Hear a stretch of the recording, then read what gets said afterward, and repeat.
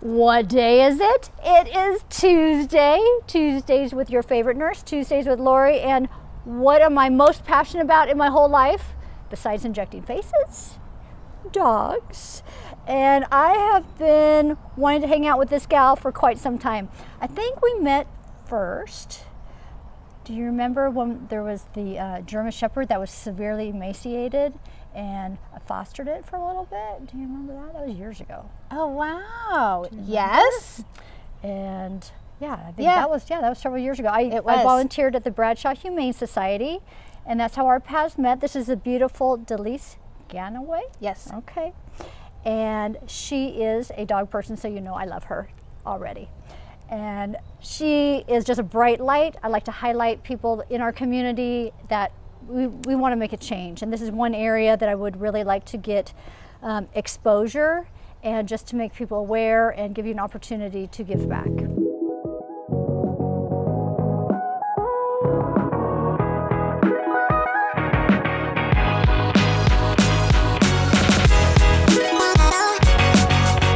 So if you could tell me just a little bit about your background and how you got passionate about dogs.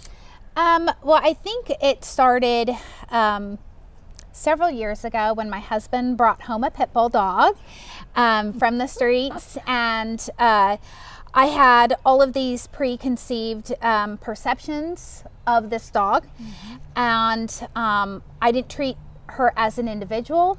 I judged her immediately, made a lot of assumptions about this dog. And from there, I did my research, and she was one of the best dogs we've ever had. She was dog social, amazing around children, a great dog. And from there, we started getting judged, and I started getting judged for having a pit bull dog. Oh, I get it. And I had children, and so I heard all of the, how could you do that? How could you have a pit bull around children, blah, blah, blah. And that was the start. That was the introduction into realizing that we have a real problem here in our community, the way we look at dogs, the way we see them, the way we judge them, and how we treat people. With awareness for you and with other humans, and just kind of, it's almost like dog racism, kind of. The light bulb went on for you when you had a pit bull. So what did you do after that? So after I experienced the treatment from community members and in our neighborhood and just friends in general, I recognized that there was a huge need where pit bull dogs were concerned. And the biggest need was just to accept these dogs as dogs, because when we talk about pit bull dogs, we're really just talking about a look of a dog. We're saying it has a bulky head, it has a muscular body. And then just based on looks, we're making all these judgments about the dog. So I got involved with rescue, and I dived right in with rescue, with pit bull rescue, shelter work, volunteering. And what started out with just volunteering a couple days a week turned into volunteering 6 days a week. And oh my gosh. And I just was instantly drawn to these dogs that were just so mistreated and misjudged, but yet had so much love and forgiveness to give back. They came in to the shelters maybe from an abusive situation, and yet they didn't want to live in the past. They wanted to move forward. And I just found that these types of dogs seem to be so human-like, and that's what grabbed me, and I think that's what grabs so many pit bull type dog owners. We all have stories about how they just they capture us in a way that brings so much joy to us and our families, and the most loyal breed. Yeah. I know our first dog that we got, it was from Sacramento SPCA, Rex. He was my baby, and pit mix. And my husband said, I think he's too much dog for you. And I'm like, no, I want him. And was it work? Yeah, there was some work involved, but just the joy he gave me for the 12 years that we had him. Right, It was right. unbelievable. Right. And that made me want to do my homework, Mm-hmm. do the Cesar Millan, books and read about pit bulls and educate myself as a human, because was I a little bit nervous? Well, I was, until I got educated, right? Right. And I think too, I think it's amazing how we've all evolved from starting with, we treat these dogs differently.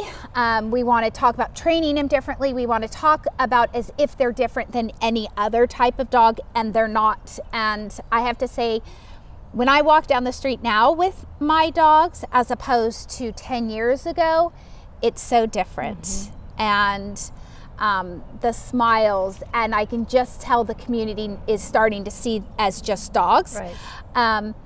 And in the shelters, who doesn't want a pit bull? They're adopted every day. So it's just such misleading to think that no one wants pit bulls. People love pit bulls. And from there, nowadays we have other breeds of dogs who are being targeted for or used for certain things that they shouldn't be in our community. We're having so many German Shepherds and Huskies come in. And so now there's just a need to help dogs in general. And that's what my nonprofit has turned into and evolved from just being focused on block-headed dogs. Now we're focused on all dogs and providing a safety net for those dogs that are most in need despite breed. We're here to just help those that are behaviorally suffering and need the support, and to support our adopters. So you're no longer at Bradshaw Humane Society. Bradshaw Shelter, yeah. Did you go somewhere where you felt like there was a greater need? What was your motivator for that? We are out at Stockton Animal Shelter right now. Stockton takes in about 400 to 500 dogs a month. It has a huge intake, so there's a huge need out there. And they have very limited space, which also means they're a shelter that needs support, that needs those additional services. They are a shelter that years ago would have to euthanize multiple dogs just for space, which is heartbreaking. And they are now, I think last month they had a 97% dog live release rate, which is insane. That's unbelievable. So this shelter is full of staff who work above and beyond for the animals. They want live outcomes. We want live outcomes. So we're out there to support them, support these dogs, to address their behavioral needs. We put them in foster, try to get them to rescue, and we really would love more adopters out there. They have fabulous dogs. I mean, these dogs are amazing. They're all playgroup tested. So there's lots of information about each dog. So there's no reason not to come out. Sometimes it's a turnoff to people because it is old. It's hard to look at an old shelter. It's hard to look at animals in kennels that are cinder block. It is depressing. Yeah. But what's more depressing is not to go out there because you don't want to look at it. That's the worst thing you can do. Go out there, look at these dogs. They don't have sad stories moving forward when they have live outcomes. So I would hope people would come out and see the positive, that if you're there to look and change a dog's life, you're going to enter that door with such goodness inside, knowing that you're going to change a life. Absolutely. And if we can just focus on that, I really just want to change the community's perception of Stockton and get them to come out there and see what we have.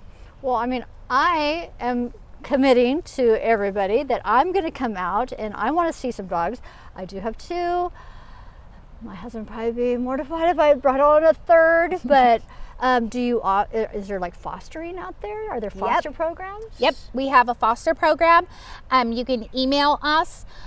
We put dogs in foster. We also, a bunch of our foster dogs recently just got adopted by their fosters. Wow. So that's super awesome. It's called foster failure. We love it. We just want the best for the foster Of course. and for our adopters. We offer appointments. We make appointments starting at 9:30 in the morning. You can come out. You can have a one-on-one with us. We can show you a dog that you're interested in. You get to spend time with it, get to know it. We tell you the behavior. We tell you how it is with other dogs.